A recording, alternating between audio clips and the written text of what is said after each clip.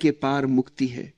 जो व्यक्ति अपने आप को पूरी तरह देख सकता है वही अपने आप को पार कर सकता है। इन गुणों को समझते समझते यह स्पष्ट होने लगता है कि शिव कोई आदर्श नहीं है जिन्हें नकल किया जाए। शिव एक दर्पण है।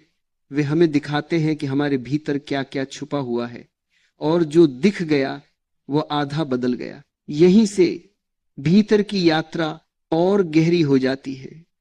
अब जीवन केवल समझ नहीं रह जाता, वह प्रयोग बन जाता है। अब हर अनुभव साधना बन जाता है। अब मनुष्य धीरे धीरे उस दिशा में बढ़ने लगता है जहां शिव केवल बाहर नहीं भीतर भी प्रकट होने लगते हैं। जब मनुष्य इस बिंदु तक आ जाता है तब भीतर एक बहुत सूक्ष्म परिवर्तन घट चुका होता है। अब वह केवल सुनने वाला नहीं रहता, वह देखने लगता है। अब जीवन उसके ऊपर घटने वाली घटनाओं की श्रृंखला नहीं रह जाता, बल्कि वह स्वयं जीवन की धड़कन को महसूस करने लगता है। यही वह भूमि है जहां शिव का सबसे गूढ़ रहस्य प्रकट होता है। शिव का एक अत्यंत गहरा छुपा हुआ गुण है संतुलन। शिव अकेले नहीं है, उनके साथ शक्ति है। यह केवल एक पौराणिक चित्र नहीं है, यह जीवन का सत्य है। भीतर पुरुष और स्त्री, तर्क और संवेदना, कठोरता और कोमलता, मौन और अभिव्यक्ति सब एक साथ मौजूद हैं। जब मनुष्य अपने भीतर के एक पक्ष को दबाता है और दूसरे को बढ़ाता है तब वह अधूरा रह जाता है।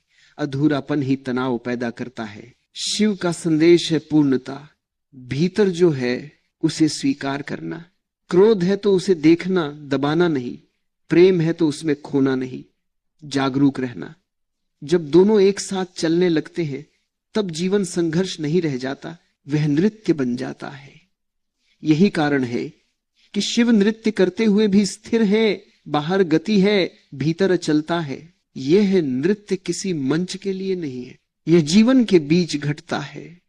बाजार में, परिवार में, अकेले कमरे में, हर जगह। जब मनुष्य जीवन से लड़ना छोड़ देता है और उसके साथ बहना सीख लेता है तब जीवन बोझ नहीं रह जाता। तब समस्याएं भी चुनौती नहीं बनती, वे अवसर बन जाती हैं। शिव का नृत्य यही सिखाता है कि जीवन को पकड़ा नहीं जा सकता, उसे जिया जा सकता है। एक और बहुत सूक्ष्म गुण यहां प्रकट होता है और वह है संन्यास का सही अर्थ। संन्यास का अर्थ त्याग नहीं है, त्याग में हिंसा छिपी होती है। संन्यास का अर्थ है जागरूक सहभागिता। संसार में रहते हुए संसार से बंधना नहीं,